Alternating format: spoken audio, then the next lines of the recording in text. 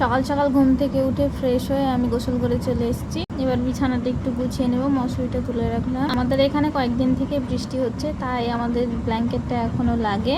ব্ল্যাঙ্কেটটা গুছিয়ে রেখে এবার বালিশগুলো আমি সাজিয়ে নিচ্ছি, এতে বিছানাটা দেখতে অনেক বেশি সুন্দর লাগবে। এই দেখো বিছানাটা আমি সুন্দরভাবে টান টান করে নিয়েছি। এবার চলে এসেছি রান্না করতে। এখন রান্না করবো আমি পটল আলু ভাজা। তাই দেখো পেঁয়াজটা আমি কেটে দিয়ে দিচ্ছি কড়াইয়ে। এবার আমি কড়াইতে দিয়ে দেবো খাঁটি সরিষার তেল।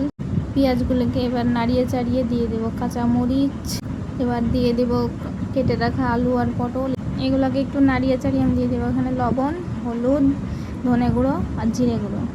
একসঙ্গে এগুলো ভালোভাবে মিশিয়ে নিয়ে তারপরে ঢাকা দিয়ে রেখে এখানে আমি রান্না করছি, নাওসিন একা একা খেলছে। তরকারিটা নেড়ে দিলাম। এই দেখো গাইস আমার ভাতের পানি ফুটছে।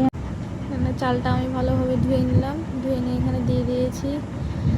আমাদের এদিকে দেখো তরকারিও হয়ে গেছে। আমি এখন রান্না করবো ডাল, তাই প্রেসারে দেখো রসুন মরিচ দিয়ে সিটি দিতে দিয়ে দিলাম।